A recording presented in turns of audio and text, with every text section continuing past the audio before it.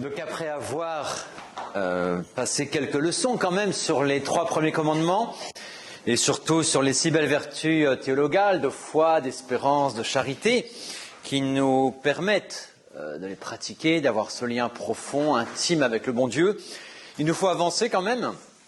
Alors on va aujourd'hui faire coup double, on va aborder 2 commandements, le 4e d'une part et le 5e.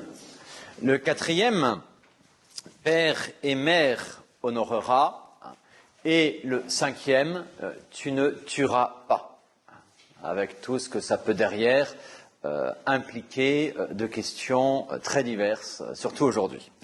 Alors attaquons directement avec le 4e commandement, qui a une place assez particulière dans l'ordre des commandements. Il sert en effet de transition, pourrait-on dire, entre les 3 premiers commandements qui ont Dieu pour objet et les 6 derniers qui vont avoir le prochain et soi-même pour objet. Les 6 derniers commandements sont formulés de manière négative. Tu ne tueras pas, par exemple. Tu ne feras pas d'impureté, tu ne mentiras pas. Tandis que les 3 premiers étaient formulés de manière positive. Tu adoreras, tu respecteras le nom du Seigneur, tu sanctifieras le jour du Seigneur. Et ici, donc, effectivement, ce commandement, le 4e commandement, touche au prochain, père et mère, mais il est formulé de manière positive. Tu honoreras, père et mère. Cette transition, cette place particulière du commandement s'explique de manière très simple et très belle. C'est qu'en fait, c'est une même vertu, finalement, que nous exerçons, quoique à des degrés très différents. C'est une même vertu que nous exerçons vis-à-vis de Dieu et vis-à-vis de nos parents. C'est la piété filiale. En effet, saint Paul le dit. On a ça, par exemple, dans l'épître du Sacré-Cœur de Jésus, qu'on a souvent tous les premiers vendredis du mois. Toute paternité, dit saint Paul, vient de Dieu. Et donc, en honorant nos parents, c'est Dieu que nous honorons. La paternité divine que nous respectons, que nous honorons. D'où la place particulière de ce commandement. Alors ce commandement, bien sûr, il concerne premièrement nos parents, mais secondairement également tous ceux qui ont autorité sur nous. Alors là, peut-être qu'il faut faire un tout petit peu d'étymologie. Autorité, il y a le mot auctor en latin dedans. Auctor, ça veut dire l'auteur du bien en nous. C'est ça, celui qui a autorité sur nous, il est là pour nous aider à grandir dans le bien, à faire le bien. Auctoritas. Et donc tous ceux qui nous font du bien et qui ont autorité pour cela, eh bien nous leur devons également un certain honneur. Tu honoreras père et mère. Donc ça concerne premièrement évidemment celui qui reçoit, que ce soit de ses parents ou de l'autorité, qu'elle soit civile, religieuse. Et donc indirectement, ce commandement concerne aussi ceux qui ont le devoir de donner. Les devoirs des parents envers les enfants, l'autorité envers leurs subordonnés. Donc un commandement finalement assez vaste.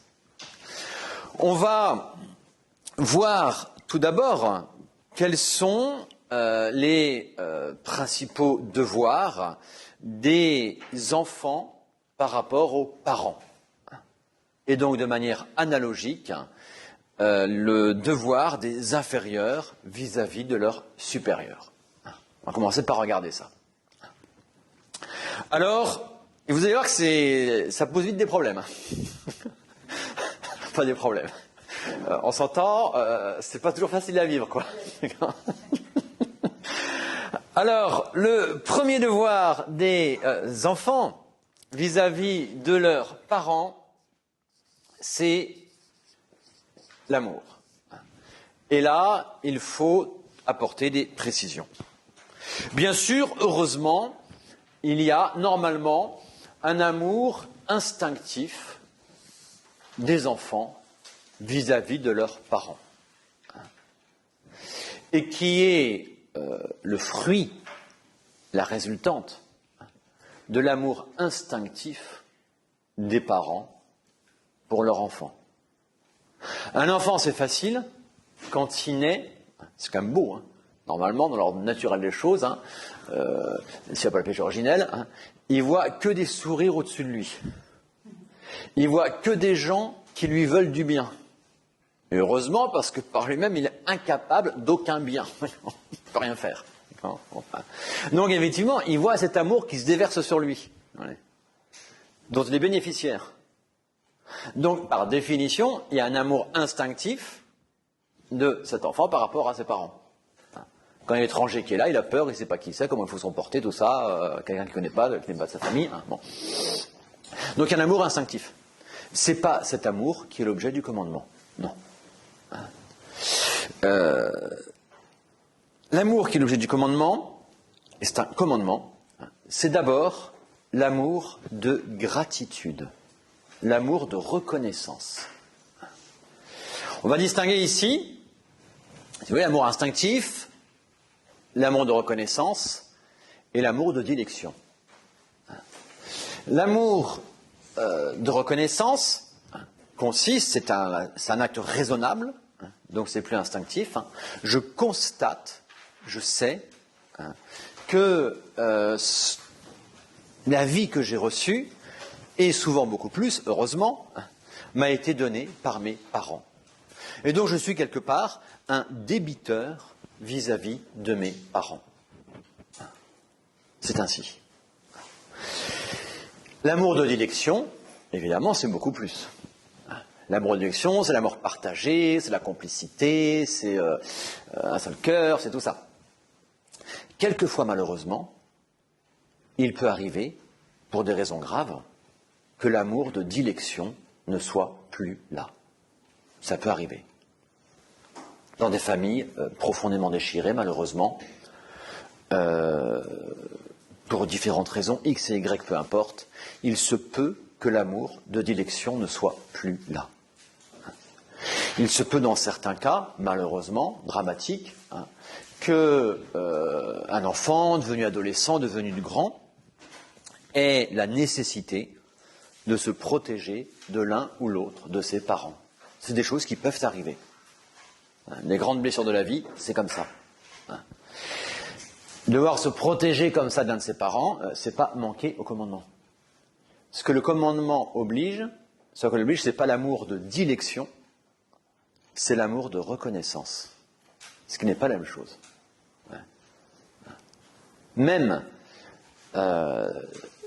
si jamais l'un ou l'autre de ses parents nous a fait, malheureusement, beaucoup de mal, je ne dois jamais oublier qu'il a commencé par m'apporter le bien fondamental, celui de la vie. Je ne dois jamais oublier ça. Malheureusement, on est obligé un petit peu de préciser ces choses-là aujourd'hui, parce que les familles sont de plus en plus malmenées par notre société moderne. Et plus d'une fois, si vous voulez, j'ai vu comme ça des jeunes arriver, découvrant le bon Dieu, ainsi de suite, avec quelque part une véritable haine en eux vis-à-vis de l'un ou l'autre de leurs parents. Attention, attention. Il doit toujours y avoir cet amour de reconnaissance. Toujours. Premier devoir, donc, de l'enfant vis-à-vis des parents. Deuxième devoir, c'est l'obéissance.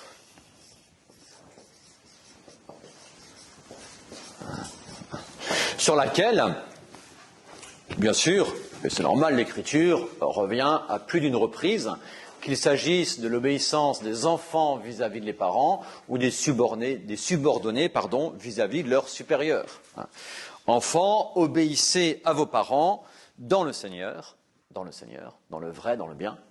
Obéissez à vos parents dans le Seigneur, car cela est juste, agréable à Dieu. Saint Paul. Et de même, Saint Pierre de nous dire, soyez soumis pour l'amour de Dieu, pour l'amour du vrai, du bien, toujours la règle, vous voyez, le vrai, le bien. Soyez toujours soumis pour l'amour de Dieu à toute créature revêtue du pouvoir, soit au roi comme souverain, soit au gouverneur comme envoyé par lui.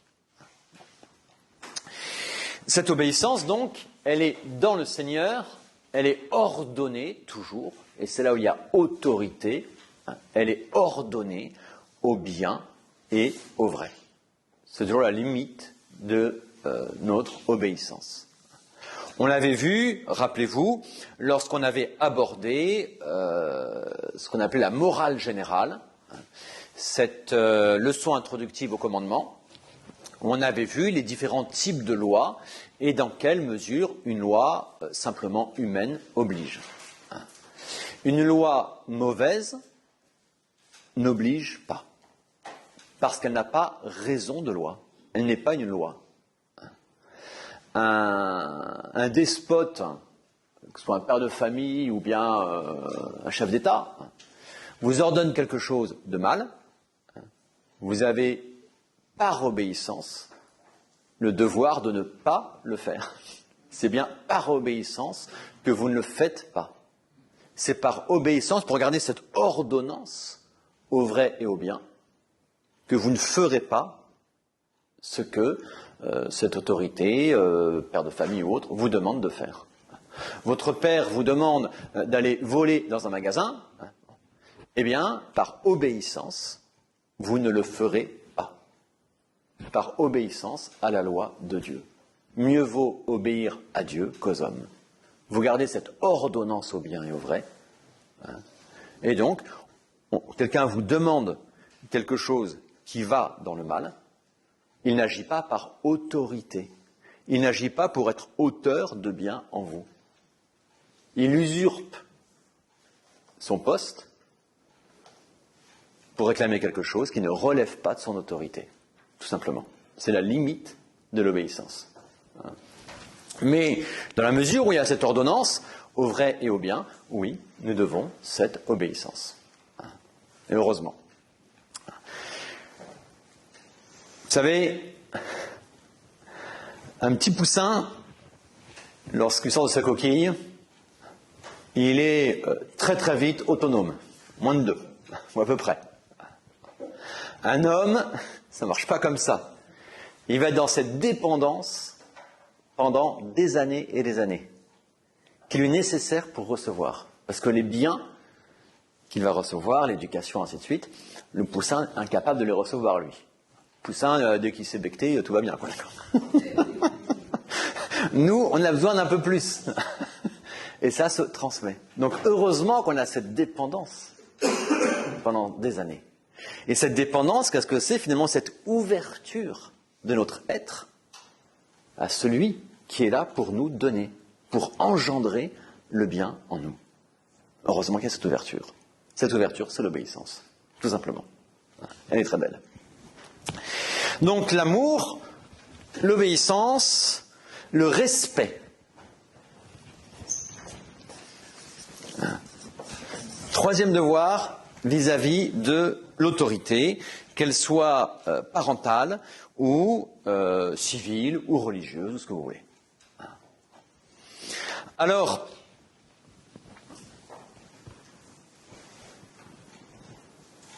c'est quand même des choses qu'il faut rappeler aujourd'hui, parce qu'on a perdu énormément le sens du respect.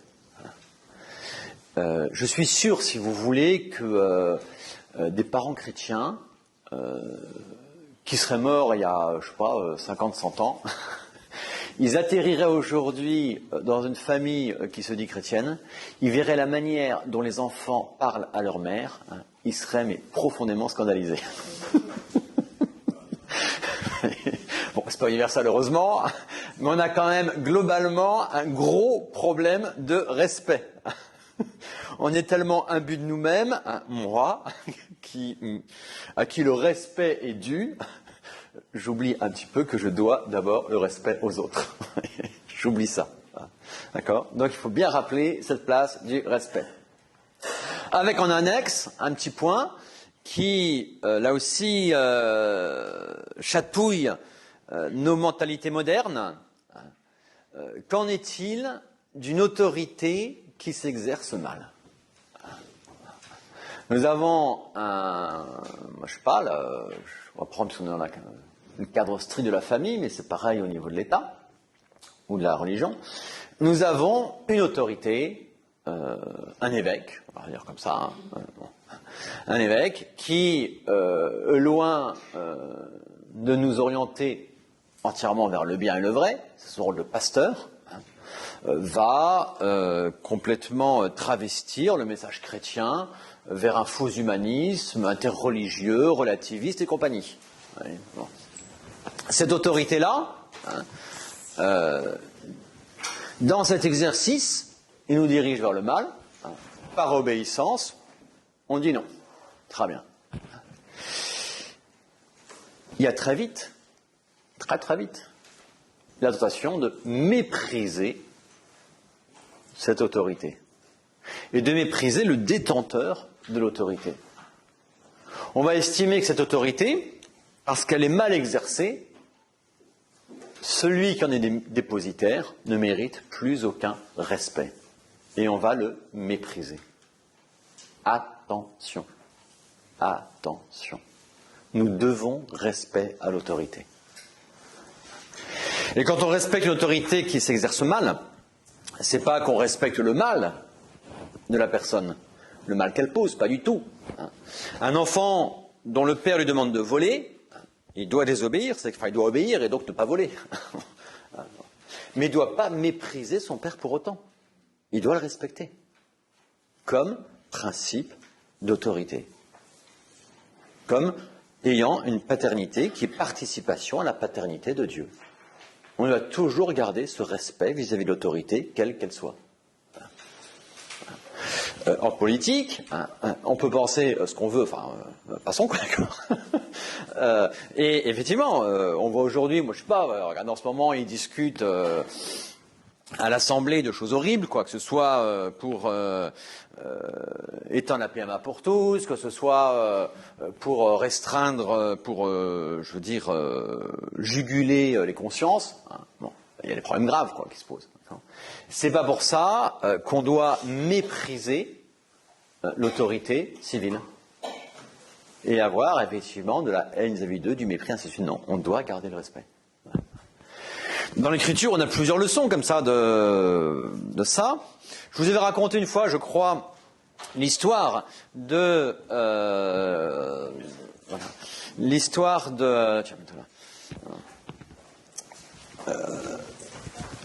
de Saint Paul qui avait parlé au grand prêtre un peu vivement sans savoir que c'est le grand prêtre, et qui avait complètement trahi sa mission.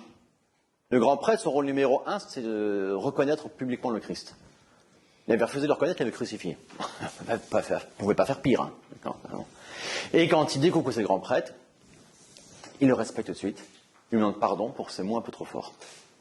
Respect de l'autorité en place, quoi qu'il arrive.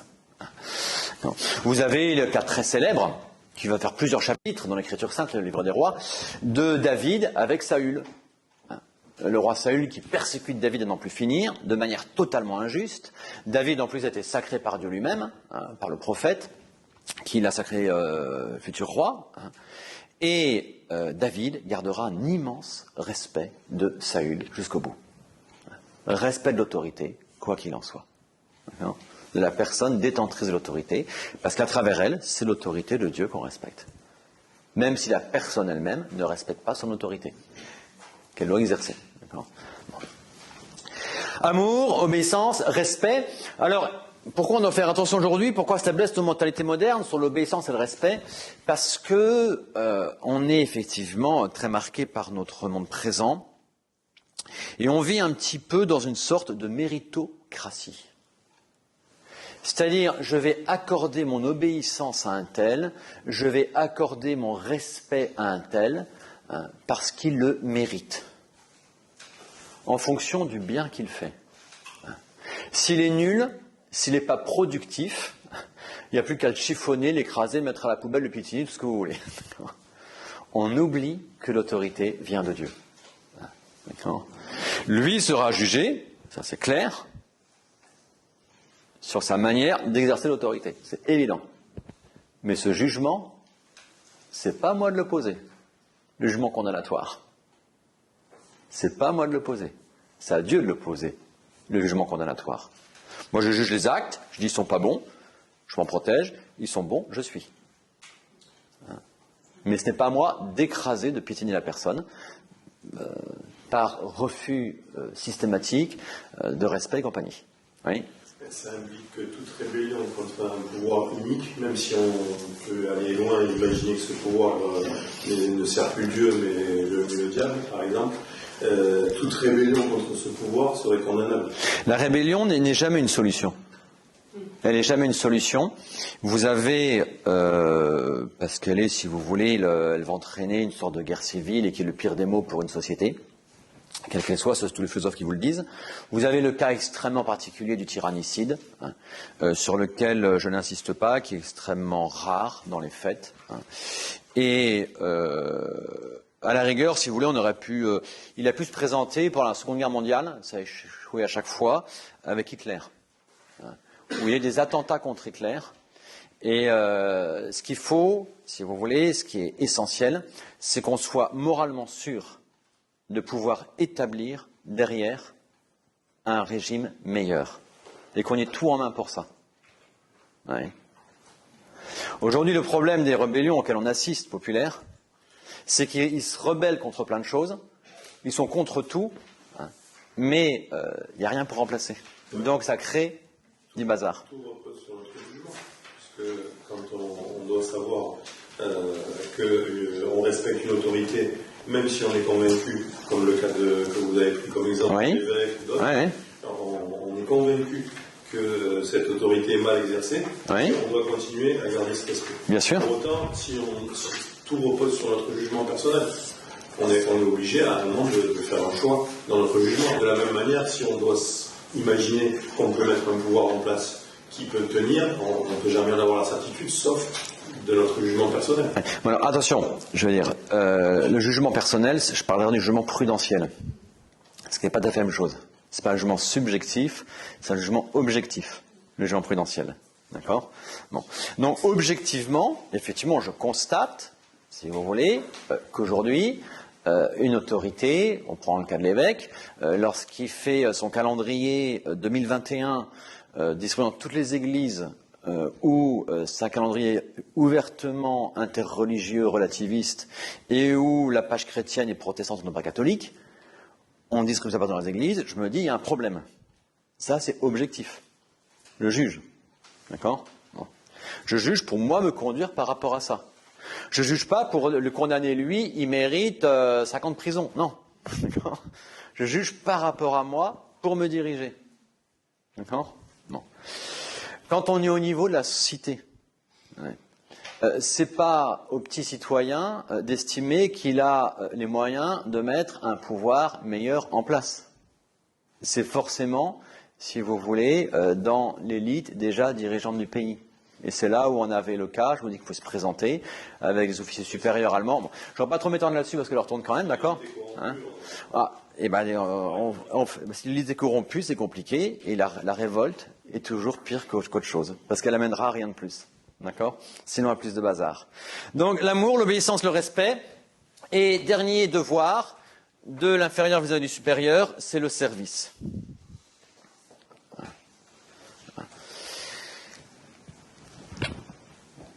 Et là, je pense essentiellement, bien sûr, au devoir des enfants devenus adultes vis-à-vis de leurs parents devenus âgés.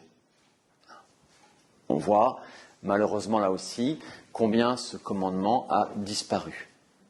La pratique de ce commandement a disparu. Le nombre de personnes âgées esseulées, j'ai envie de dire quasiment abandonnées par leurs enfants, est quelque chose de terrible. On a le devoir d'assistance vis-à-vis de ses parents. Voilà rapidement les devoirs des inférieurs vis-à-vis des supérieurs. Donc il vaut des enfants vis-à-vis des parents et donc analogiquement des subordonnés vis-à-vis de ceux qui leur font du bien. Regardons rapidement les devoirs des parents vis-à-vis des enfants. Il va y avoir, bien sûr, l'amour, à nouveau, l'amour, l'affection. L'amour, je vous rappelle, c'est l'amour non pas simplement instinctif, de sentiments, ainsi de suite. Ici, c'est l'amour de la part des parents, c'est l'amour de bienveillance. L'amour qui veut et qui engendre le bien dans les enfants, qui est auteur de bien dans les enfants. Et on voit tout de suite comment cette affection, cet amour vrai, peut se dérégler, quelquefois par un excès de dureté de la part des parents. Ça arrive. C'est saint Paul qui disait aux pères de famille, « Père, ne provoquez pas vos enfants à la colère, de peur qu'ils ne tombent dans l'abattement. » Vous avez des fois des pères de famille qui sont méprisants vis-à-vis de leurs enfants, qui les écrasent. Toi, t'es un nul. C'est un peu le refrain quotidien ou presque, sous des mots différents, mais il y a une sorte de mépris. Et le père va rehausser soi-disant son autorité, sa supériorité, en écrasant l'enfant. Terrible. Terrible. Un père, c'est l'inverse. Un père, c'est d'abord un repère, c'est clair. Et donc, c'est l'enfant va désirer être comme son père. Ou pour un garçon ou la fille, d'être respecté et admiré par son père comme son père respecte et admire sa mère. Et donc, il faut que le père soit bien sûr un repère, mais en même temps que le père vienne à l'enfant, psychologiquement, si je peux dire, pour le prendre par la main et le conduire. Et lui montrer qu'il est capable, petit à petit, de traverser tous les obstacles. Et lui donner cette vraie confiance en soi, qui est basée sur la confiance en son père. L'enfant va recevoir, va se remplir de saine confiance en soi par la confiance qu'il a en son père, de la proximité. Si jamais le père écrase l'enfant, l'enfant, loin de grandir dans cette nécessaire confiance en soi, va constamment se dévaloriser, se mépriser, s'annihiler, j'ai envie de dire. Donc l'autorité trop dure, attention. L'autorité, à l'inverse, trop indulgente. Trop indulgente. Le laxisme des parents va abîmer l'enfant. Si on apprend par son laxisme, dans les actes, c'est ce qu'on apprend à un enfant, que ses caprices sont rois, et bien cet enfant, loin de l'orienter dans le bien et de le stabiliser dans la recherche du bien, on le stabilise, si vous voulez, dans l'esclavage de ses envies et donc de ses passions. Très vite déréglé. Donc il faut effectivement ce juste milieu qui est là. L'exemple biblique typique est celui du grand prêtre Élie, auprès duquel va être envoyé le Samuel. C'est Samuel qui va justement sacrer roi Saül puis David. Et Élie était très laxiste avec ses enfants, prêtres. On est dans l'Ancien Testament, je vous le rappelle. Et ses enfants ponctionnaient sur les offrandes faites à Dieu. Lorsque un agneau devait être immolé intégralement à Dieu, il se récupérait en douce les meilleures parts, il se faisait des grands festins. Ouais. Ce qui allait contre la loi de Dieu. Contre les, voilà. Et le père le savait parfaitement, et il laissait faire chacun sa conscience, machin truc, voilà. Résultat, tout ça a été condamné par Dieu. Condamné par Dieu. Donc le laxisme, attention. Et puis ensuite, cet amour parental peut être donc abîmé par trop de dureté, par trop de laxisme. Il peut être également abîmé par l'égoïsme, qu'on voit beaucoup aujourd'hui. C'est plus les parents pour l'enfant, c'est l'enfant pour les parents. Et donc, ça me fait plaisir de le gâter, au risque de le gâter, dans le deuxième sens, de l'abîmer complètement. Voilà. La règle n'est pas ça me fait plaisir, la règle c'est qu'est-ce qui lui fait du bien. Et lui faire plaisir, oui, c'est important. Et heureusement que nous avons une joie à donner, heureusement.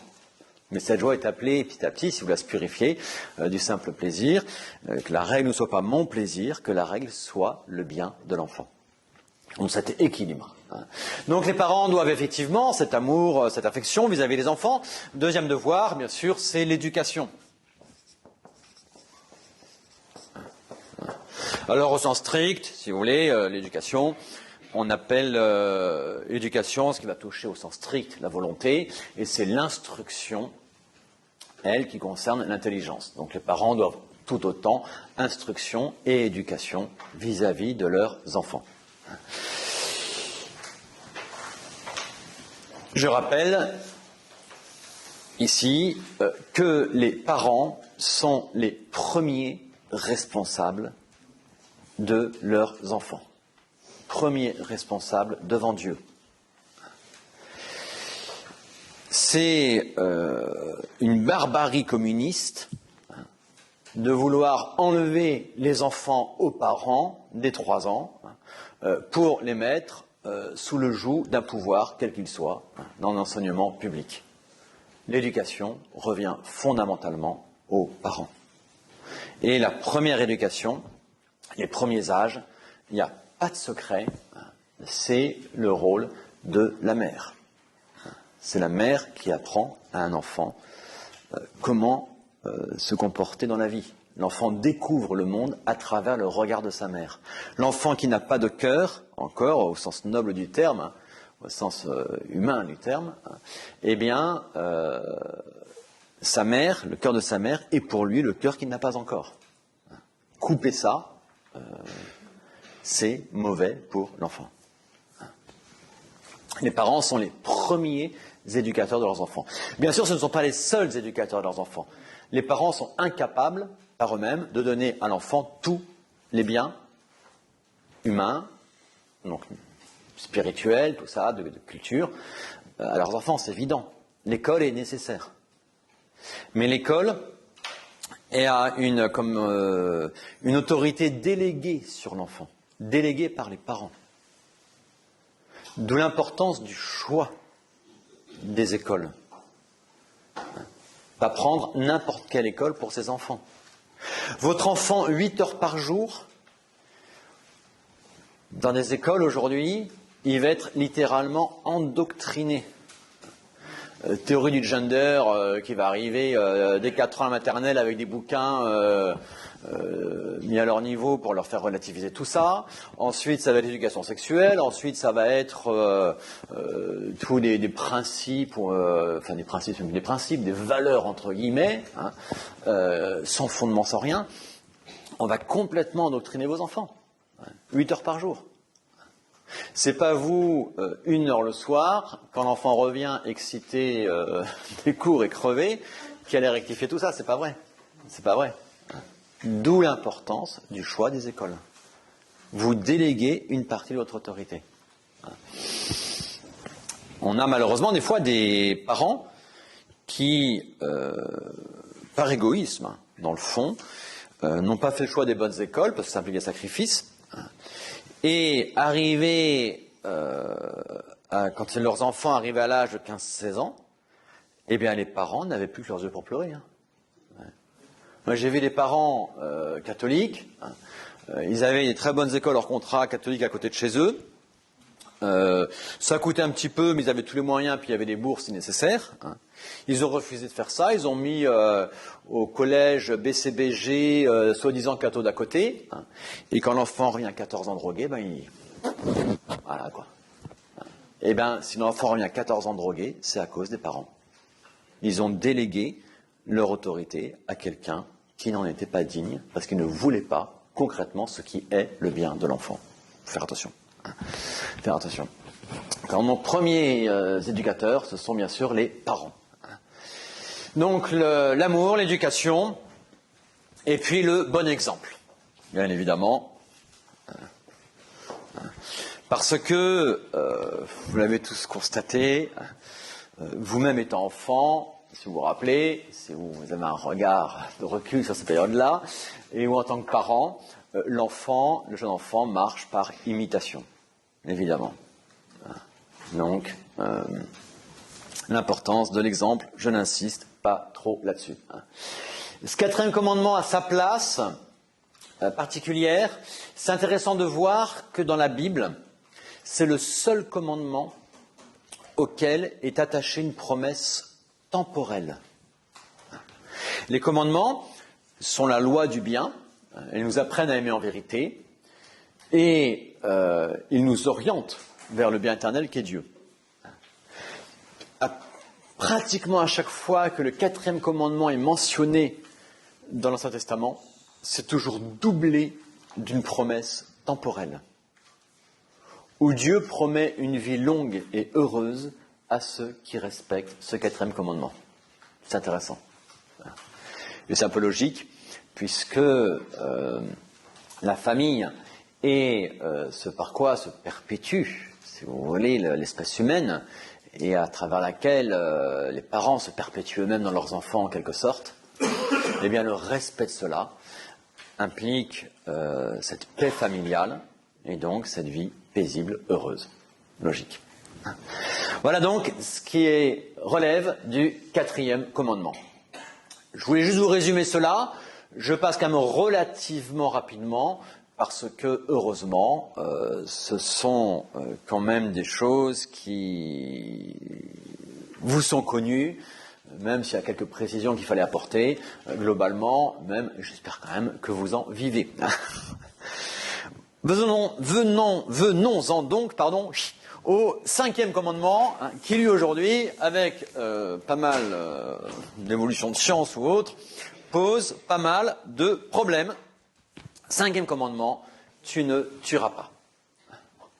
Alors, rappelons immédiatement, vis-à-vis des véganes et tous les gens de ce genre, que ce commandement touche la vie humaine. Ça ne touche pas la vie animale.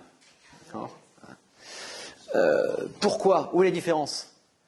Dieu a créé l'univers matériel et l'a confié à Adam, et tout l'univers matériel est là au service de l'homme. Tandis que l'homme n'a pas été créé pour être au service de l'homme.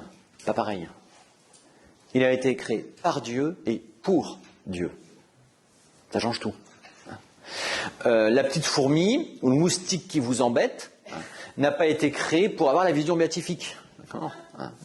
Et donc, si vous mettez un anti-moustique, vous n'êtes pas en train de tuer, de manquer au 5e commandement. Non.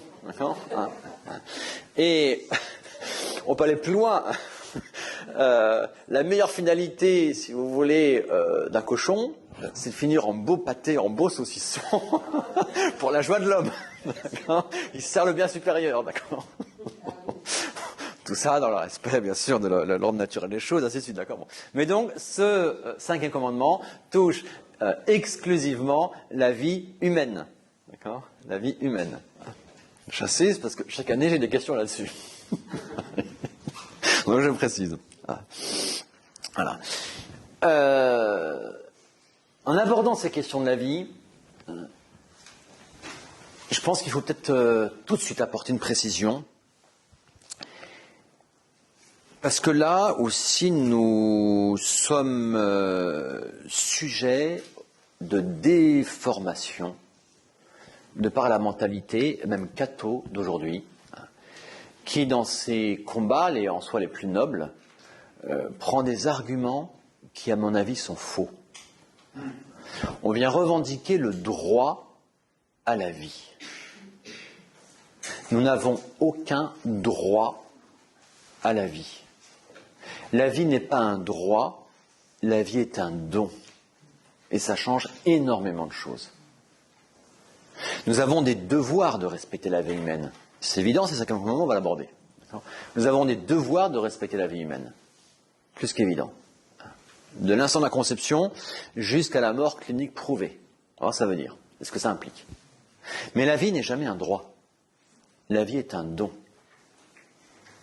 Ça, il faut toujours, à mon avis, bien commencer par ça, parce qu'on est dans cette... vous voyez, même dans ces combats contre l'avortement, ainsi de suite, on va constamment proclamer le droit à la vie, et c'est faux, L'argument n'est pas bon. On se met dans une logique droit de l'hommesque, complètement subjectif, où les devoirs des autres me sont dus. C'est vrai que les autres ont des devoirs, vis-à-vis de moi comme moi vis-à-vis des autres. Mais la vie est un don. Jamais oublier ça. Si on oublie que la vie est un don, on ne peut plus pratiquer le quatrième commandement. L'amour de reconnaissance vis-à-vis de ses parents. La vie est un don. Alors, pour aborder ce commandement, comme il englobe énormément de choses, j'ai pris 3 points. Premier point, donc le respect de la vie, de la conception jusqu'à la mort cliniquement prouvée. Donc depuis la conception, va s'y opposer évidemment l'avortement. L'avortement qui est toujours un crime. On tue quelqu'un, on tue un enfant. On s'oppose directement au 4e commandement. Ce crime est tellement répandu que l'Église y a adjoint une peine particulière qu'on appelle l'excommunication. Ça veut dire que la personne qui avorte, l'excommunication, ça veut pas dire qu'elle ne peut plus communier. N'importe qui en état de péché mortel ne peut plus communier. C'est beaucoup plus grave que ça, l'excommunication.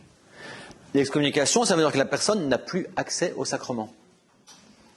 Elle veut venir se confesser, eh bien elle ne peut pas se confesser. Il faut d'abord lever l'excommunication. Et donc pour ça, il faut en référer à l'autorité qui a décrété l'excommunication. Et donc pour l'avortement, à l'époque, jusqu'à il y a quelques années, là, jusqu'en 2015, il fallait en référer soit à l'évêque, soit au pape, à Rome. Et Rome levait l'excommunication contre une pénitence, et là, on pouvait aller se confesser pour avoir le pardon du péché. Et c'était pour montrer la gravité de l'avortement. L'Église a des excommunications sur quelques péchés, comme ça, très graves, pour justement montrer la gravité et chercher à freiner l'extension de ces péchés. Ouais. Alors, cette excommunication, elle existe toujours aujourd'hui en théorie. Je dis en théorie parce que dans la pratique, depuis 2015, le pape a autorisé tout prêtre au confessionnal à lever directement l'excommunication d'avortement. Ah, oui. Oui. Ça, ouais, c'est comme ça. C'est comme ça. Ça peut faire du bien. L'Église a autorité pour ça. L'autorité pour ça, donc elle donne à tout prêtre pouvoir de l'excommunication. Et donc normalement, lorsque quelqu'un va se confesser d'avortement, alors il faut savoir qu'on subissait une peine d'excommunication. Pour que l'excommunication soit effective, il fallait savoir qu'il y avait une peine d'excommunication liée à l'avortement. Si la personne ne savait pas qu'il y avait cette peine-là, il n'en est pas passible. Mais si jamais il savait qu'il y avait cette peine, quelqu'un vient se confesser à un prêtre qui va donc avoir le pouvoir en fait de l'excommunication, et il va donner double pénitence. Et il peut très bien donner une première pénitence pour l'excommunication. Quelqu'un, par exemple, qui est infidèle, qui revient régulièrement dans sa même paroisse. Cette personne-là vient se confesser d'un avortement. Le prêtre il peut l'absoudre directement, donner le pardon, et lui dire voilà, pour la peine d'excommunication, vous ferez un pèlerinage, et puis pour la peine de pénitence, vous ferez ceci, cela. Et sinon, le prêtre peut très bien dire aussi écoutez, on va commencer par lever l'excommunication. Donc je ne vous donne pas encore l'absolution. Vous allez d'abord faire un pèlerinage, par exemple, et après ça, quand c'est fait, vous venez, et là je vous absolue le péché. On peut faire voilà. Mais c'est pour dire la gravité de l'avortement. Et cette peine, il faut jamais oublier ça quand même. Et ce péché d'avortement, c'est pas seulement la mère qui avorte, c'est tous ceux qui ont une coopération active à cet avortement.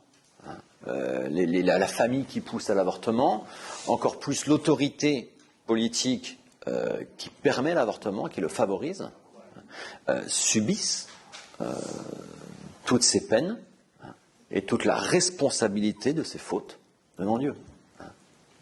Et un politique qui vote pour l'avortement, qui favorise l'avortement, qui vient au banc de communion, il a fait un péché public, on ne peut pas le communier. On ne peut pas. Et là, vous voyez le drame Vous voyez le drame. Giscard, par exemple, ne peut pas communier. Ne pouvait pas communier. Vous regardez le drame aujourd'hui, ce qui s'est passé en Argentine, ces quelques derniers mois, où après une bataille de 40 ans, où l'Église catholique a toujours tenu, a toujours résisté à l'avortement, ce qui fait que l'avortement n'a jamais été reconnu en Argentine. Ça a été reconnu avec il y a 3 mois, mettons. Et 15 jours avant, le pape ne s'est pas prononcé une seule fois publiquement sur le sujet, ce qui est grave quand même, parce qu'il y a un devoir de la part de l'autorité de mettre en garde contre les loups. Et non seulement ça, mais lorsque le président arrive à Rome, 15 jours avant la loi, pour bien se faire voir, pour emporter les voix des catholiques, eh bien, il reçoit la communion au Vatican. Problème grave, vous voyez. C'est des... Enfin bon, gravité de l'avortement. Attention, dans l'avortement également, à la prise de pilule. La pilule, on verra, est toujours, on verra ça la semaine prochaine, sur le 6e commandement, est toujours un péché contre le 6e commandement. Mais aujourd'hui, de fait, chaque pilule a aujourd'hui un effet abortif. Non seulement contraceptif, mais derrière, par sécurité, entre guillemets, pour être sûr du coup, autrement dit, si jamais l'effet contraceptif n'est pas effectif, eh bien cette même pilule a un effet abortif, si jamais il y avait eu conception. Bon. Il y aurait donc, dans ces cas-là, un péché d'avortement. Il n'y aura jamais la peine de l'avortement pour cette prise de pilule, parce que pour qu'il y ait la peine de l'avortement, il faut avoir la certitude que l'effet abortif s'en soit suivi. La pilule, on ne sait pas. Mais il y aurait le péché. Et le stérilet, alors tout ça, on va le voir, ce sera contre le 6e commandement. Parce que le stérilet va empêcher la conception. Donc ça, c'est contre le 6e commandement, on va voir. Là, on est sur le 5e par rapport à la vie déjà existante. Voilà.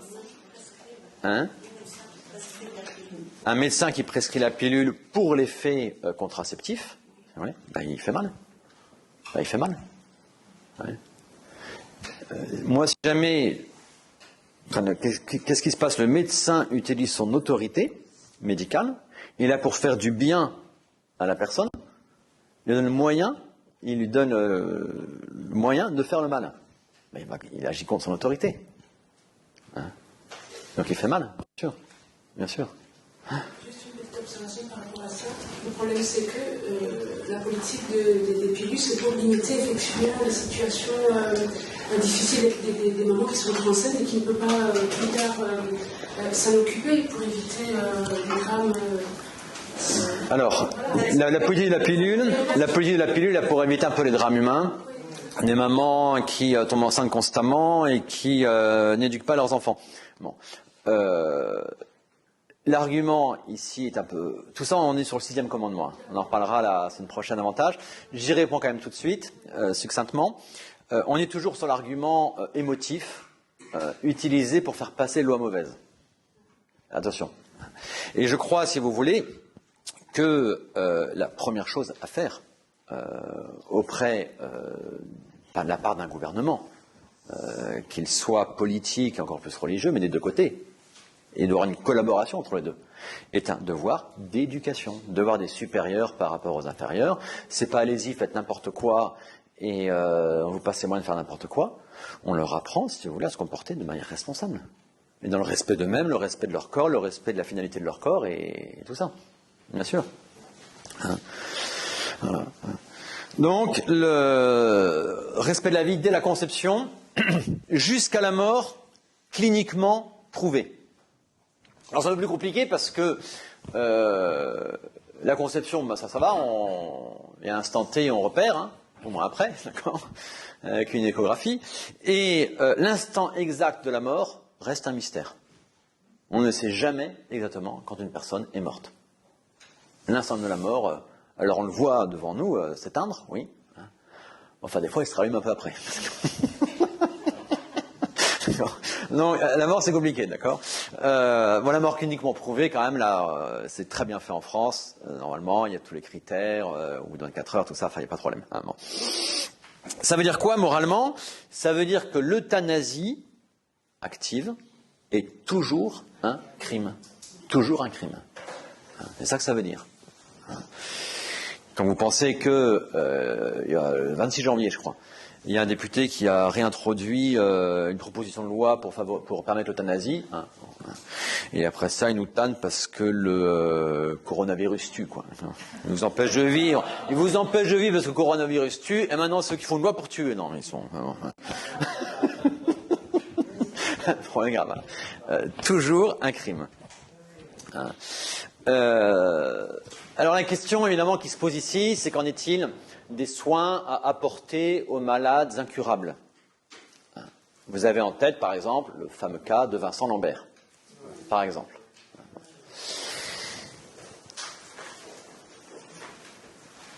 Que ce soit, si vous voulez, pour autrui, vous avez un parent qui est gravement malade, incurable, ainsi de suite, ou même pour vous-même. Quels sont les soins qu'on a le devoir d'apporter ou de ne pas apporter? Alors, l'acharnement thérapeutique n'est jamais une obligation. N'est jamais une obligation. Par contre, nutrition, hydratation ne sont pas des soins médicaux.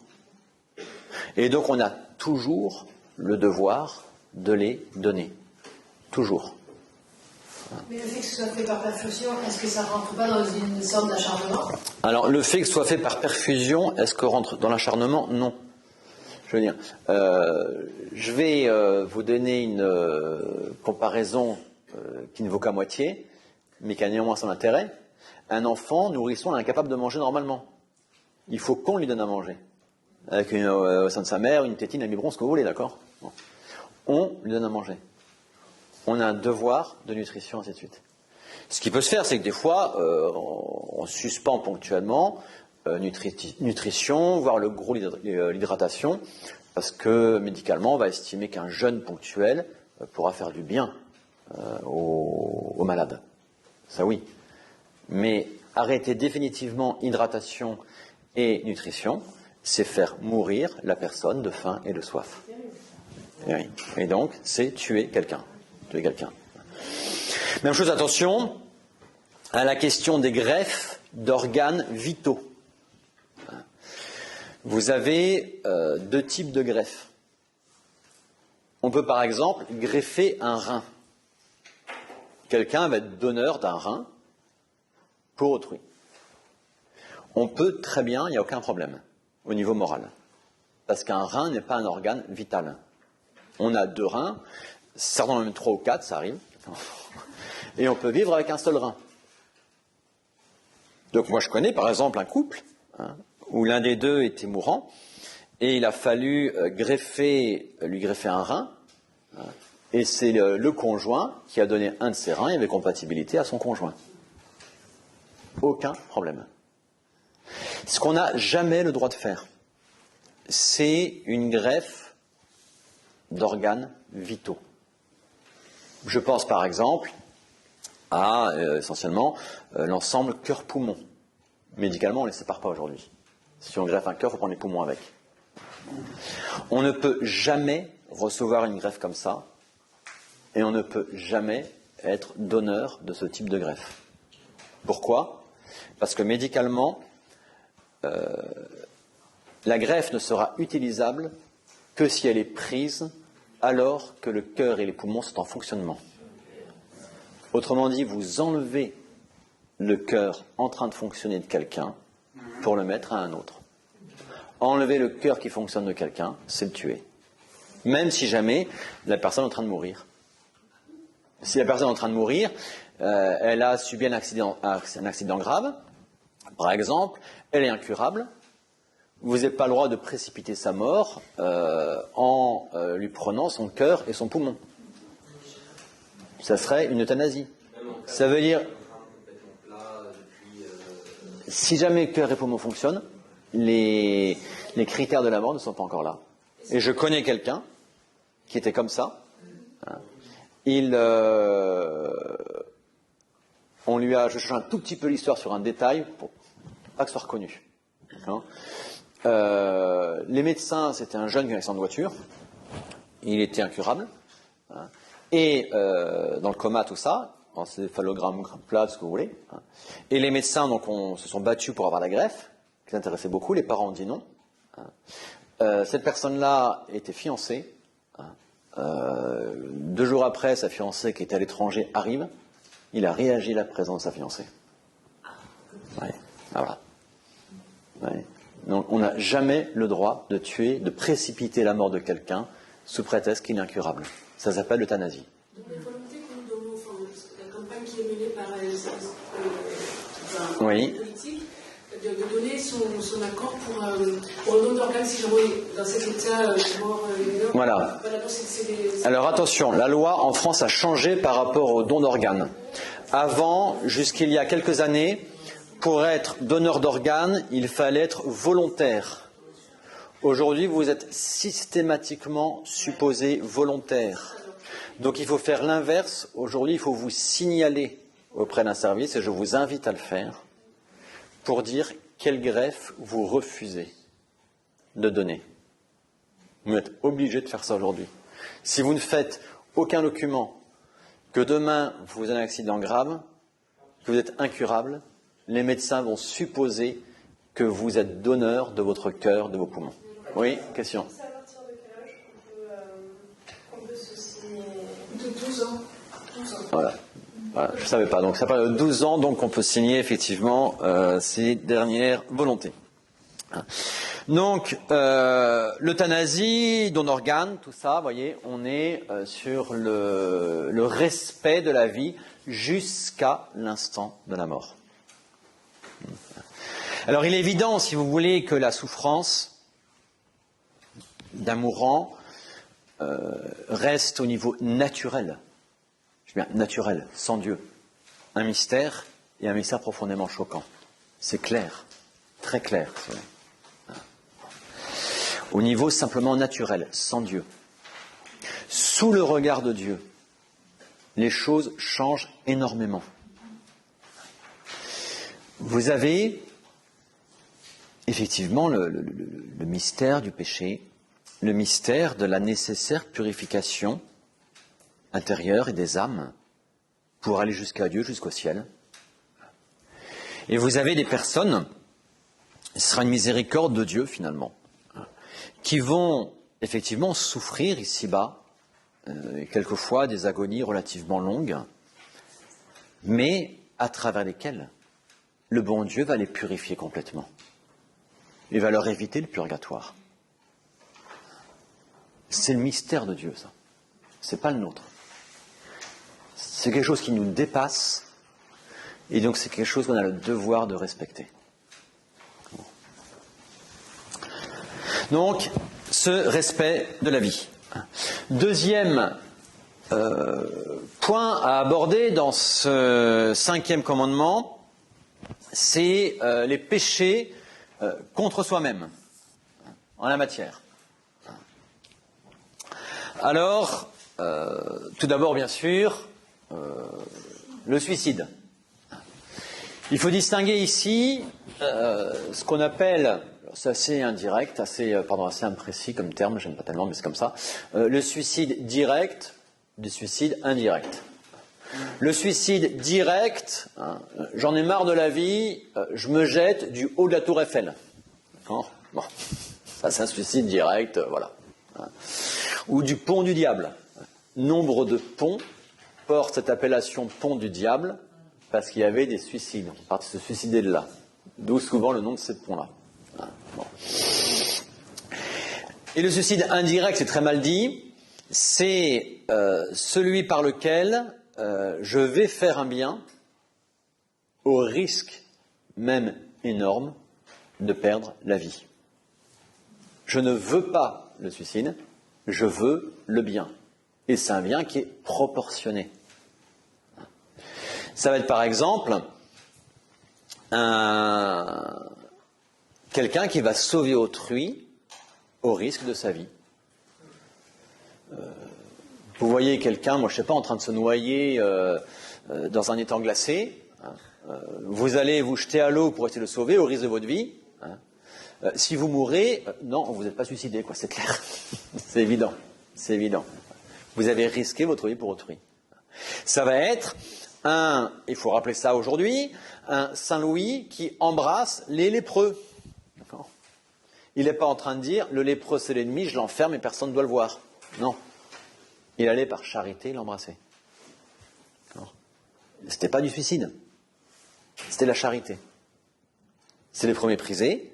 Il voulait leur rappeler, si vous voulez, et rappeler aux autres, c'était un roi, un chef politique. Il voulait rappeler aux autres le respect que tous nous devons à ce lépreux qui reste le temple de Dieu, ou qui est appelé à être le temple de Dieu. Et il montrait, il y avait toute une leçon politique à travers ça. On est ici, effectivement, sur des actes extrêmement méritoires. Ce n'est pas du suicide au sens strict. D'accord ? Le suicide, c'est attenter directement à sa propre vie. Donc le suicide direct, bien sûr, est toujours un manquement frontal au 5e commandement. Et objectivement, il y a donc toujours matière grave. Je vous rappelle les 3 conditions pour qu'il y ait un péché mortel. Il faut qu'il y ait matière grave, il faut savoir que c'est grave, et il faut vouloir pleinement l'acte. Ça veut dire quoi ? Ça veut dire que dans le cas du suicide, quelqu'un qui se suicide et qui est un grand dépressif, maladie qui va porter atteinte à l'usage de la volonté, celui-là, il n'aura pas forcément pleine volonté dans son acte de suicide. Loin de là. D'accord ? Donc on ne va pas commencer à l'accuser de péché mortel parce qu'il s'est suicidé. On est sur un suicide d'ordre maladif. Qui n'est pas pareil que celui qui a perdu sa fortune à la bourse parce que le Bitcoin est passé de 40 000 $ à 5 $, quoi, en une nuit. D'accord ? Il se suicide le lendemain, lui, voilà, il se suicide volontairement, c'est évident. Bon.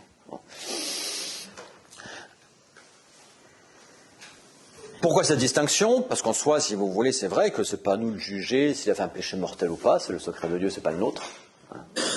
Par contre, nous, au fort externe, à ce qu'on voit de l'extérieur, quelqu'un qui se suicide de manière extrêmement volontaire, donc sans maladie, sans chose qui atténuerait objectivement l'exercice de sa volonté,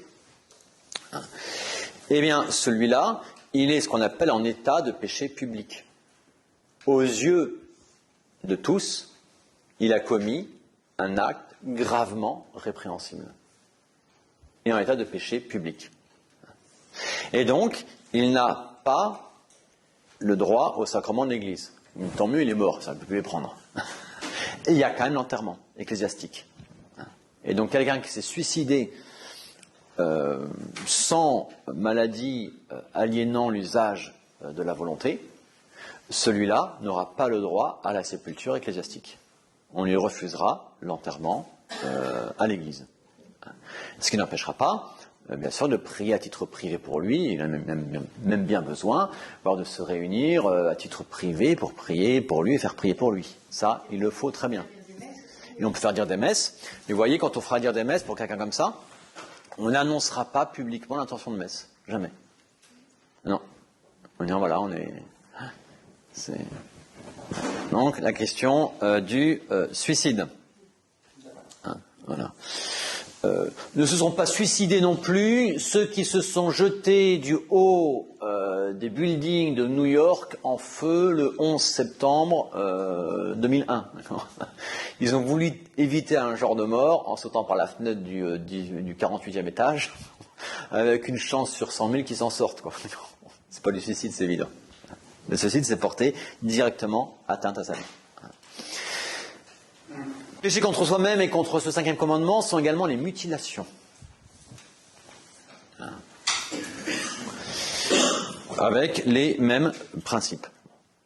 C'est-à-dire que si jamais on fait une mutilation parce que le membre est gangréné, évidemment, il vaut mieux le bien du tout que le bien de la partie. Donc heureusement qu'on va couper un membre gangréné. Excès grave contre la santé. Et donc on a un devoir vis-à-vis de sa santé. Là on va revenir à ce qu'on appelle le cas extraordinaire. Ce qui nuit directement et gravement à sa santé, eh bien, en user devient péché. La tabagie extrême devient péché. Les médecins là-dessus vous poseront les nuances. Il faut faire attention aujourd'hui parce que si vous voulez, on a créé une nouvelle morale. Vous roulez à 82 km/h, c'est un péché grave. Vous portez pas le masque dans la rue, alors là c'est mortel, ça c'est le péché mortel absolu, d'accord. Et vous buvez 0,2 g d'alcool, alors ça c'est grave aussi. Vous tuez un enfant dans le sein de sa mère, tout va bien quoi. Donc vous laissez pas embarquer par cette nouvelle morale, non. Donc là-dessus effectivement sur le tabac, il y a des exagérations, c'est clair, c'est clair. Mais il est clair aussi, si vous voulez, que celui qui en a 2 paquets par jour, il y a un problème de santé quand même, quoi. Il nuit gravement à sa santé, c'est clair, quoi. C'est évident, évident. Voilà. Monsieur qui fume, je sais pas médecin, mais qui fume 10 cigarettes par jour, il n'est pas en train de nuire gravement et de manière imminente à sa santé, quoi. Il n'en mourra pas le lendemain, quoi, à peu près, quoi. Non.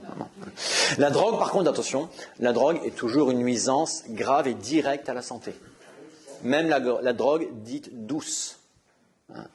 Tous les médecins vous diront combien la drogue dite douce cause des lésions irréversibles dans le cerveau. Tous les médecins vous le diront. Et donc il y a toujours matière grave à prendre de la drogue, quand bien même ça serait simplement du cannabis. Attention. Je peux vous dire par expérience, quelquefois ça m'est déjà arrivé avec des jeunes que je voyais vivre, à qui je sais pas, on passait une après-midi par X ou Y. À la fin de l'après-midi, c'est des convertis, en général. Je dis, toi, tu as pris de la drogue avant. Et comment vous le savez? Ça se voyait. Sur le comportement, sur plein de choses, il y a des lésions, on en constatait les effets. Ouais. Donc, la drogue, oui, toujours faute grave à user de la drogue, même quand on l'appelle douce et même si on la légalise en France. D'accord ? Quels sont nos devoirs vis-à-vis de notre santé? Est-ce qu'on doit prendre le vaccin? Je ne rentrerai pas dans le débat, d'accord? Juste quelques règles de morale là-dessus quand même, si vous voulez. On a un devoir de soin de sa santé, donc de soigner une santé déficiente. On n'a pas un devoir absolu de prévention dans tous les sens. Il y a une nuance. D'accord ? Il y a une nuance. On a un devoir, oui, de soigner sa santé malade. Dans quelle mesure, jusqu'à quelle limite, doit-on prendre en main tous les moyens possibles pour se soigner? Là, la logique chrétienne n'est pas la logique de ceux qui n'ont pas la foi. Pour ceux qui n'ont pas la foi, la mort et la souffrance, surtout, est le mal absolu. Pour nous, ce n'est pas le mal absolu. C'est la mort éternelle qui est le mal absolu. La souffrance n'est pas le mal absolu. Le Christ a souffert, il n'a pas agi mal. Il nous a sauvés par sa souffrance, qui était emplie d'amour. Ce n'est pas par la souffrance en tant que souffrance qu'il nous a sauvés, c'est par la souffrance vécue dans cette charité réparatrice. C'est sa charité qui nous a sauvés, sa charité perdurant et s'exprimant à travers l'oblation de lui-même. Donc la souffrance n'est pas le mal absolu du chrétien. Attention. Dans quelle mesure avons-nous le devoir de nous soigner? On va poser une distinction assez simple. On est tenu de se soigner avec tous les moyens ordinaires. On n'est jamais tenu de prendre des moyens extraordinaires. Qu'y a-t-il derrière ces mots? Un moyen médical extraordinaire le sera soit de par son coût. Vous êtes assuré au minima, vous n'avez pas de mutuelle, j'en sais rien, et voilà que vous avez un cancer. Alors, ce sera quand même pris en charge en France à plein, mais supposons que ce ne soit pas pris en charge. Vous soigner du cancer va vous coûter une fortune. Une fortune que vous n'avez pas. Ou bien, si vous l'avez, c'est tous vos familles sur la paille et qui vont manger des nouilles pendant 18 ans. Quoi. en soi, de par le coup, ce moyen de moyen extraordinaire, vous n'êtes pas tenu, dans ces cas-là, de prendre ces moyens. Vous n'êtes pas tenu. Le coût peut également être au niveau de l'État. L'État, si vous voulez, n'est pas tenu de dépenser des milliards de milliards pour la santé de chacun. Et donc, des soins extrêmement coûteux, l'État peut très bien les limiter. Il peut les limiter. On est dans l'ordre des moyens extraordinaires. Deuxième critère qui peut rendre un moyen de soins extraordinaire, c'est la rareté du médicament. Ça peut arriver. Donc on n'est jamais tenu de tout faire pour avoir le poumon artificiel. Il n'y en a qu'un seul dans le pays et on n'est jamais tenu de tout faire pour avoir sa place dans le poumon artificiel. Non. On peut le demander. On n'est pas tenu, moralement. Ensuite, ça peut être extraordinaire, moyen extraordinaire par les effets secondaires indésirables. Alors, soit objectivement, soit même subjectivement. C'est-à-dire que quelqu'un qui a un deuxième, un troisième cancer, par exemple, ou même un premier si rien, mais deuxième, troisième, il a déjà vécu, si vous voulez, en lui-même toutes les conséquences secondes de son premier traitement. Il peut très bien dire, moi j'arrête. J'arrête la chimio, point. Et il peut très bien dire, même dès son premier cancer, moi je ne veux pas de chimio. Parce que les effets secondaires, globalement, sont connus. Et donc il a le droit, moralement, de refuser un traitement par la chimio. Il ne porte pas atteinte au 5e commandement. Ça peut être également subjectif. C'est-à-dire, pour certains, psychologiquement, ce moyen, quoique pas extraordinaire, lui paraîtra absolument extraordinaire. Une dame, parce qu'un homme il s'en fiche, on va lui dire, même il le fait exprès lui, pour ressembler à Barthès, une dame, on va dire, voilà, vous avez la chimio, mais vous allez perdre tous vos cheveux, quoi. Alors là, ça c'est la... Voilà. Psychologiquement, elle n'est pas du tout prête à ça, cette personne-là. C'est un drame pour elle, c'est isolement. Elle a refusé la chimio à cause de ça, on ne va pas lui en vouloir. Voilà. Et, bon. Mais tous les moyens qui ne sont pas extraordinaires, on est tenu de se soigner, de prendre soin de sa santé. Et alors, par exemple, des personnes qui considèrent la médecine naturelle importante et pas la médecine chimique, le fait qu'elles refusent une chimio l'apporte-t-elle, c'est-à-dire dans l'attitude de ne pas prendre les moyens ordinaires pour se soigner Alors, quelqu'un qui refuse de la chimio, ça ne veut pas dire effectivement qu'il peut se mourir comme ça. Il peut essayer de voir s'il n'y a pas des moyens ordinaires pour se soigner, tout à fait. Bien sûr, bien sûr, bien sûr. Ah,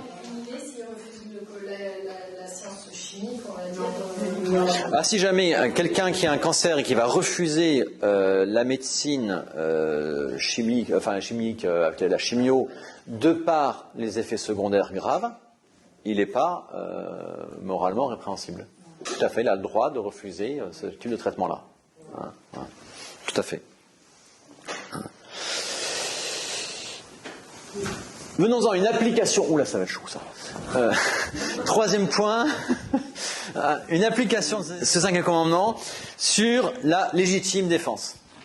Tu ne tueras pas, or, à la guerre, il y a des morts, donc plus jamais la guerre, peace and love, la guerre est toujours un mal. Raisonnement faux. Raisonnement faux. Il faut commencer par poser le principe de la légitime défense. Si jamais je dois respecter la vie, ce devoir, il a aussi un ordre.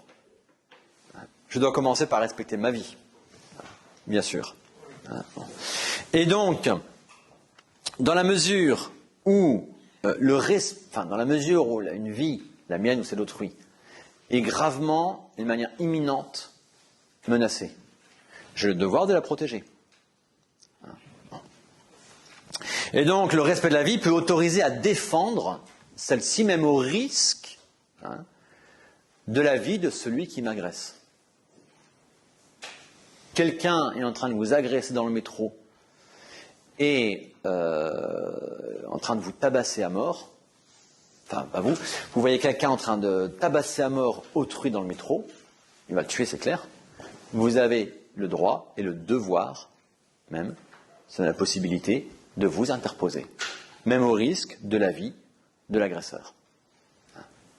Ce qu'on appelle la légitime défense. C'est par défense de la vie que celui qui agresse la vie, eh bien, vous le neutralisez. La légitime défense a des règles. Et là-dessus, la justice française est en pleine harmonie avec la morale.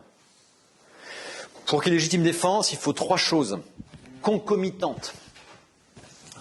Il faut que l'agresseur soit un agresseur injuste. Il y a des fois des agresseurs qui ne sont pas injustes. Je m'explique. Une femme est enceinte et le fœtus est mal placé et menace la vie de la mère. La mère n'est pas en légitime défense parce que le fœtus est innocent. L'agresseur n'est pas injuste. Il faut que l'agresseur soit injuste.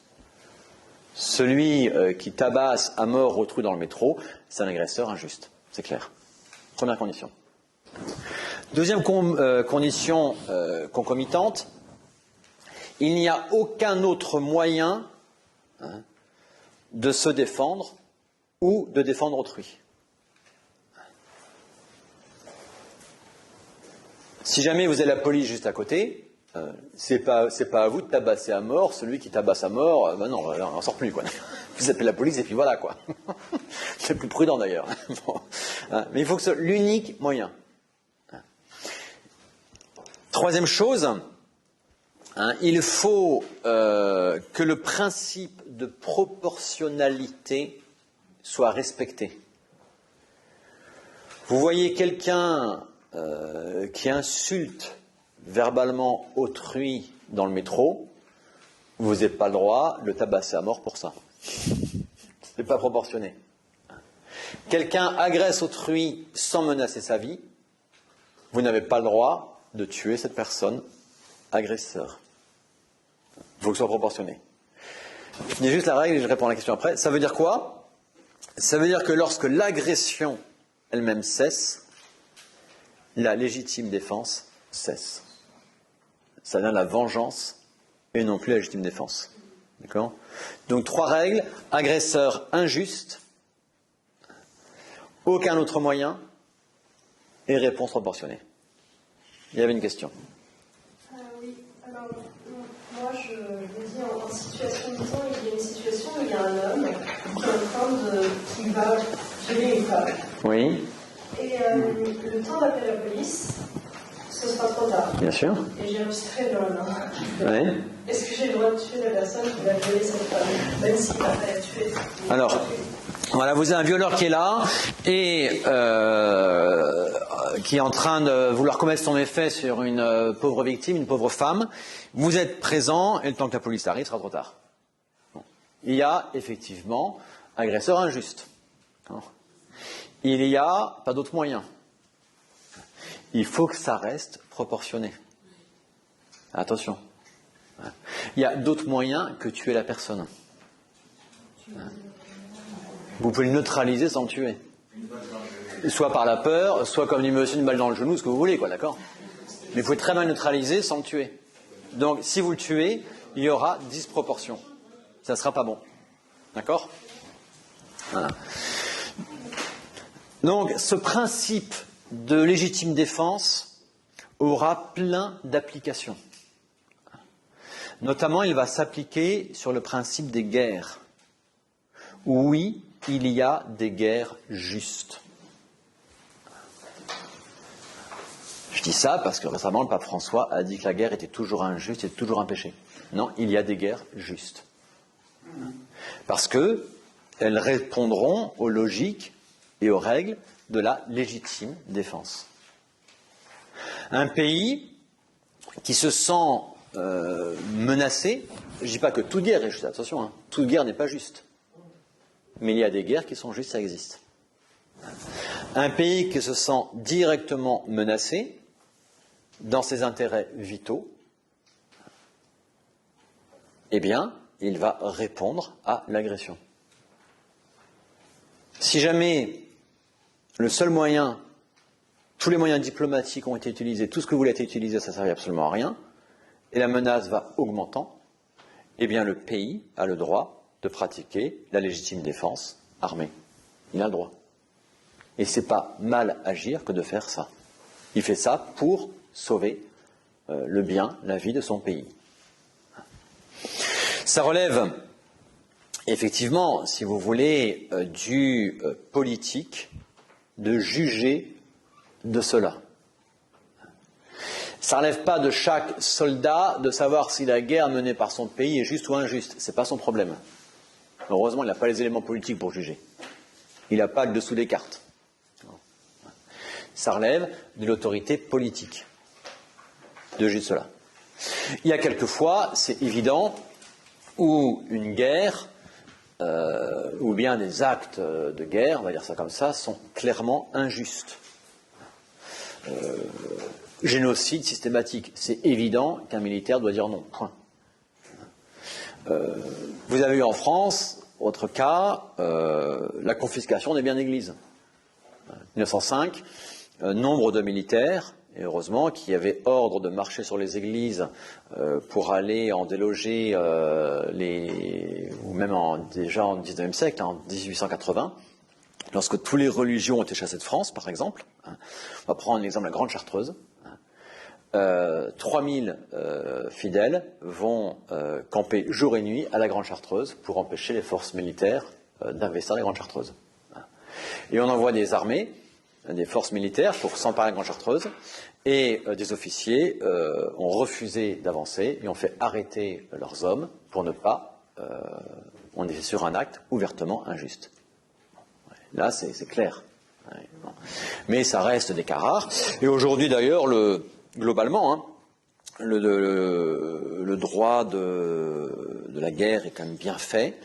Et si le militaire n'a pas jugé, si vous voulez, de la juste ou injuste cause de la guerre, il a le devoir de respecter effectivement les lois de la guerre. Tuer un blessé, il n'y a plus de légitime défense, c'est clair.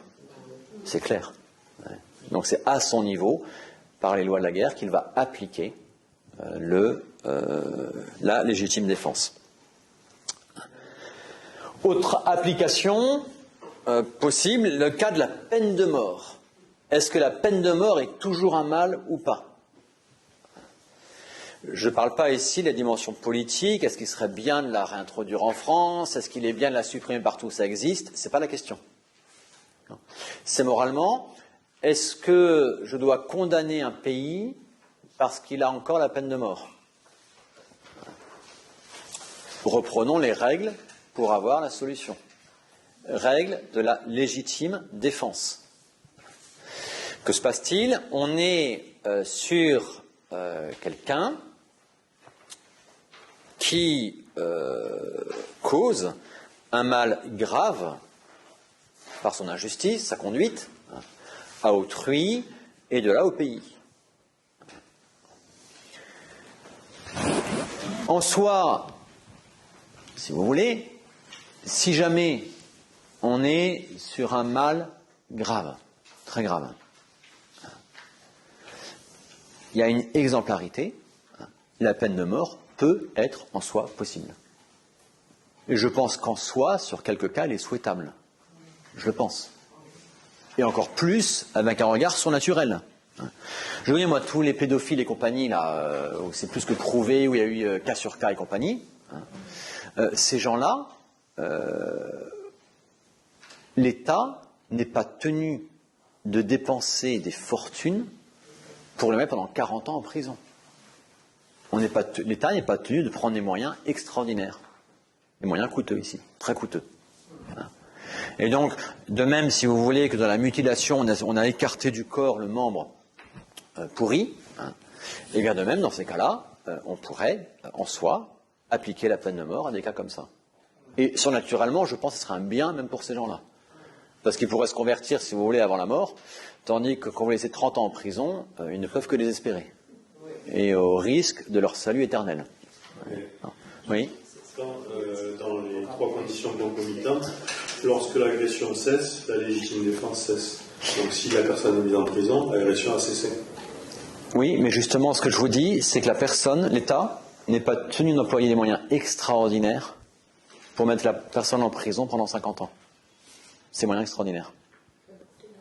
Et quelqu'un qui a péché comme ça, il y a un risque énorme de récidive pour ce type de péché-là, comme pour d'autres. À ce moment-là, est-ce qu'on ne se peut pas nous-mêmes juger dans l'action de tuer quelqu'un Ah non, attention. Non, là, je parle de la peine de mort donnée par la justice. Hein. C'est pas à moi de décider la peine de mort. D'accord ? Ah bien sûr. Il y a eu des conversions même de personnes qui après, en prison, ont connu leur fait dans la foi. Et bien sûr. Donc, bien sûr. On ne vient pas se substituer à Dieu dans Non, parce que si vous voulez, le bien du corps social et de la responsabilité du politique. Hein. Et bien sûr, vous avez des repentis en prison qui sont convertis, c'est très beau, si vous voulez. Bon. Et je pense, si vous voulez, que pour certains, justement, la peine de mort peut être l'occasion d'une conversion. Hein. Et puis ensuite, la grâce présidentielle existe. Et c'est là, il faut bien distinguer la loi qui est faite pour les cas généraux et pas forcément pour prévoir absolument tous les cas. Et il y a la grâce présidentielle pour pouvoir avoir les exceptions, bien sûr. Mais en soi, si vous voulez, la peine de mort n'est pas un mal absolu. Il faut juste que ce soit proportionné pour les cas les plus graves, avec risque de récidive sérieux et compagnie. Ouais. Il faut que tout soit respecté, mais en soi, c'est pas un mal. Ouais. C'est étonnant d'entendre ça, parce qu'on a tendance à condamner tous les pays qui ont maintenu ces lois-là, et d'entendre ça le PRD, ça va être ça. Ah oui. Ah ben justement, c'est la première fois. Pourquoi ? Intéressant, parce que tout le nouveau clergé a une nouvelle grille de lecture. Vous voyez, le catéchisme le nouveau catéchisme de l'Église catholique, 1992. Au début, il enseignait ça, ce que je vous enseigne là. Bon, pas aussi précis malheureusement, il n'y avait pas les critères, mais il disait en soi, dans un cas grave, c'est possible. Et ils ont fait une révision en 96 pour dire toujours impossible. Pourquoi ? Parce que ils ont malheureusement une fausse conception de la dignité humaine. Et on distingue ici la dignité d'un être humain, on va distinguer la dignité ontologique et la dignité morale. La dignité ontologique, c'est celle qui relève de l'être. Il est clair que être un homme, c'est mieux que être une puce, on est d'accord. Dignité ontologique. Non, je ne suis pas un haricot vert, vous n'avez pas le droit de me manger, quoi. Il n'y a pas de problème. Dignité ontologique. Et vous avez ensuite la dignité morale, c'est la dignité de la conduite humaine. Mon être humain, il est orienté vers, il est fait, il a une vocation, il est fait pour Dieu. D'accord ? Il est fait pour le bien, il est fait pour le vrai. La dignité de ma conduite, morale donc, c'est quand mes actes sont en correspondance avec mon être. En correspondance avec ma fin. Et donc, la dignité sur laquelle je juge quelqu'un, c'est la dignité morale. Et donc, un homme peut perdre sa dignité. Morale. Mais c'est là-dessus qu'on juge un homme. C'est sur ses actes. Qu'est-ce qui se passe dans la logique personnaliste des modernes, qui a complètement envahi l'Église ? C'est que ce qui est premier, c'est la dignité ontologique. Nous sommes une personne humaine d'une dignité transcendantale et inadmissible que personne ne peut toucher. Et même si jamais j'agis mal, on doit toujours respecter cette liberté ontologique. Ça veut dire quoi ? Ça veut dire que même si jamais j'agis mal, Dieu doit me respecter. Dieu m'aime toujours, quel que soit ce que je fasse. Donc la peine de mort...